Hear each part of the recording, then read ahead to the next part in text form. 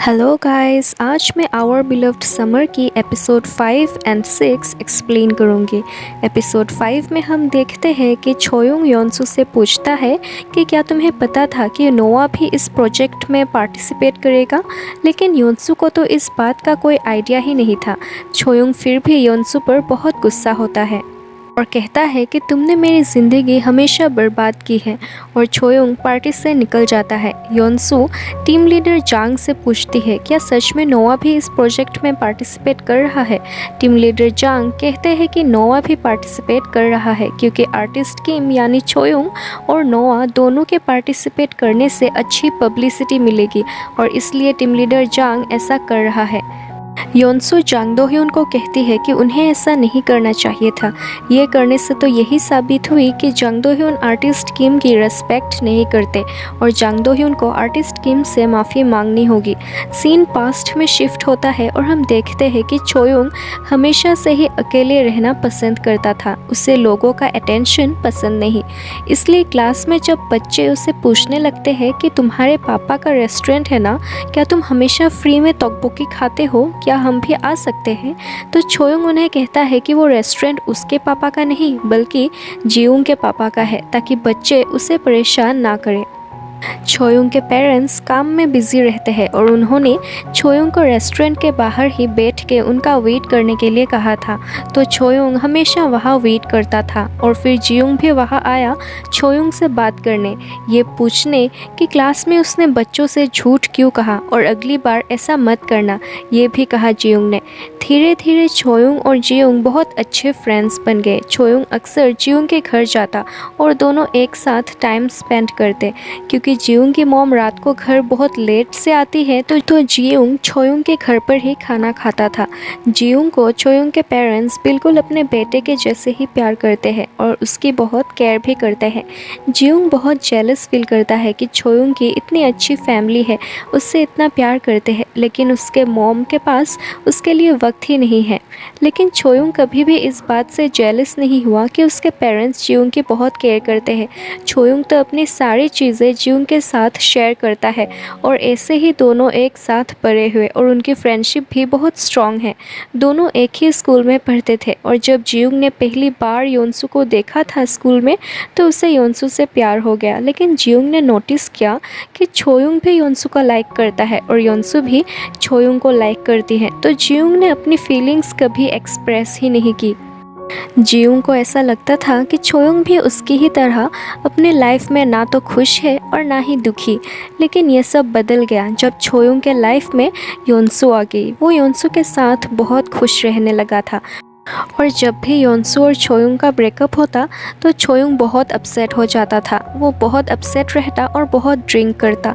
Scene present में shift होता है और हम देखते हैं कि जियोंग छोयुंग से पूछता है क्या तुम ठीक हो। छोयुंग कुछ खास जवाब नहीं देता, वो हमेशा से ही ऐसा था, अपनी इमोशंस शेयर नहीं करता। रात को योनसू भी उसे कॉल करती है, लेकिन छोयुंग अपने ड्राइंग में बिजी था तो वो कॉल रिसीव नहीं करता। सुबह योनसू छोयुंग से मिलने के लिए जाने का सोचती है और सोचती है कि वो उससे माफ़ी भी मांग लेगी और ये मिसअंडरस्टैंडिंग भी सॉल्व हो जाएगी। लेकिन जब सुबह भी छोयुंग कॉल रिसीव नहीं करता तो योनसू डिसाइड करती है कि वो उससे मिलने नहीं जाएगी, बाद में कॉल करके ही बात कर लेगी। योनसू जियोंग के रेस्टोरेंट में जाती है। थोड़ी देर बाद वहाँ छोयुंग और योनहो आता है। छोयुंग योनसू से माफ़ी मांगता है कि उसने कल ओवर रिएक्ट कर दिया था पार्टी में, और वो ये भी कहता है कि वो लाइव ड्राइंग शो करेगा और आर्टिस्ट नोआ के होने से भी कोई प्रॉब्लम नहीं है उसे। छोयुंग आगे कहता है कि वो जांग दो-hyun से भी मिलने गया था, क्योंकि जांग दो-hyun ने उसे कॉल करके मिलने के लिए बुलाया था।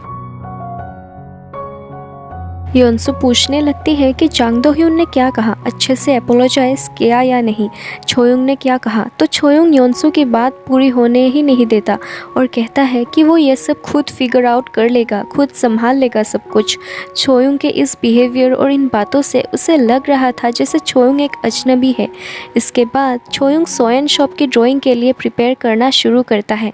ये ड्राइंग टोटल 100 आवर्स की होगी और इसमें से 95 आवर्स की ड्राइंग छोयुंग रिकॉर्ड करेगा और बाकी 5 आवर्स की ड्राइंग वो सोयन शॉप की ओपनिंग डे में लाइव ख़त्म करेगा। यानी छोयुंग को 5 दिन लगातार 19 घंटे तक ड्राइंग करनी होगी। छोयुंग लगातार ड्राइंग करके पूरी 95 आवर्स की ड्राइंग रिकॉर्ड करता है। इस तरफ योनसू छोयुंग के लिए परेशान है कि पता नहीं वो अच्छे से सोया होगा या नहीं। योनसू उसे कॉल करने का भी सोचती है लेकिन फिर नहीं करती और फाइनली वो छोयुंग के घर तक चली जाती है उसे देखने और उसके लिए जुजुबी टी भी बना के ले जाती है क्योंकि योनसू को पता है छोयुंग को अक्सर अच्छे से नींद नहीं आती।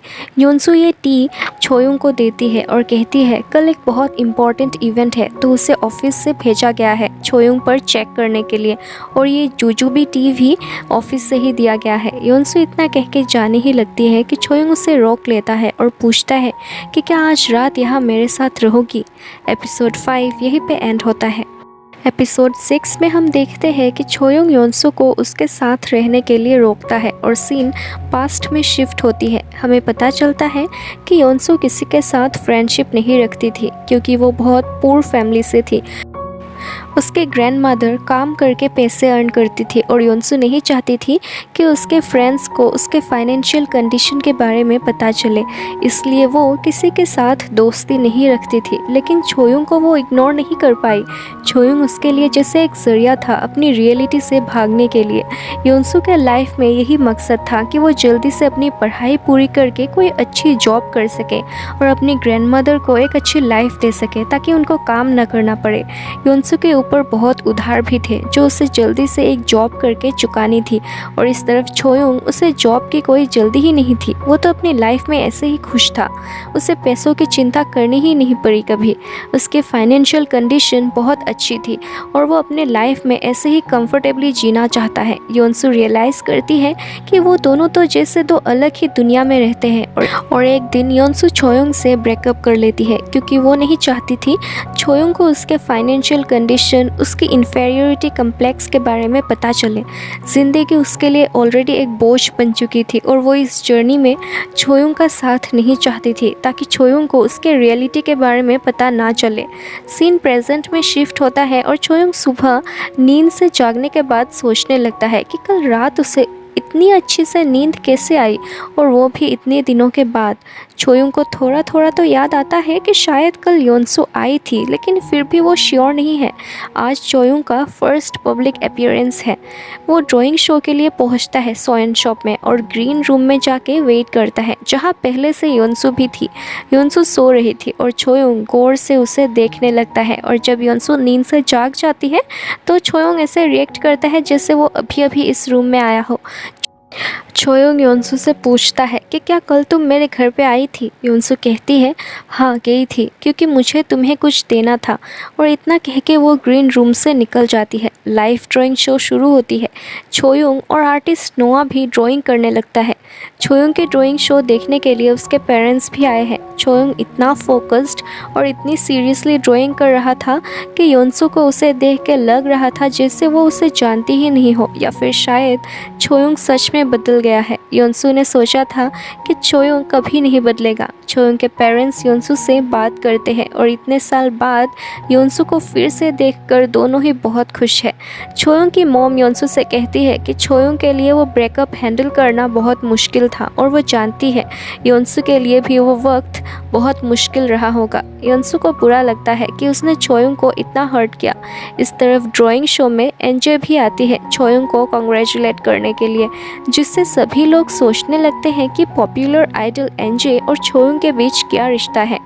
एनजे रिपोर्टर्स के सामने सब क्लियर कर देती है कि वो छोयुंग के बस एक अच्छी दोस्त है। योनसू ड्राइंग शो के बाद जियोंग के रेस्टोरेंट में जाती है और थोड़ी ड्रिंक करने के बाद वही सो जाती है। वहाँ जियोंग आता है और योनसू को नींद से जगाता है। योनसू जियोंग के साथ बात करने लगती है, कहती है कि उसे इस डॉक्यूमेंट्री की वीडियोस रिलीज़ होने से पहले ही देखनी है। योनसू ये भी जानना चाहती है कि छोयुंग ने उसके बारे में क्या कहा। जियोंग योनसू से पूछता है क्या तुम अब भी छोयुंग को लाइक करती हो। सीन शिफ्ट होता है और हम देखते हैं कि योनसू अपने घर जाने लगती है। घर पहुंचते ही वो देखती है कि बाहर छोयुंग उसका वेट कर रहा है। छोयुंग कहता है कि उसे याद है योनसू उस दिन रात को उसके घर आई थी और उन्हें इस बारे में बात करनी चाहिए। वो आगे कहता है कि उन्हें एक दूसरे को अजनबियों की तरह ट्रीट नहीं करना चाहिए बल्कि एक दूसरे के साथ फ्रेंडली बिहेव करना चाहिए। और यहीं पे एपिसोड 6 ख़त्म होती है। Guys, thank you so much for watching this video. अगर आपको ये वीडियो पसंद आई तो please like share and subscribe कर देना। बाय।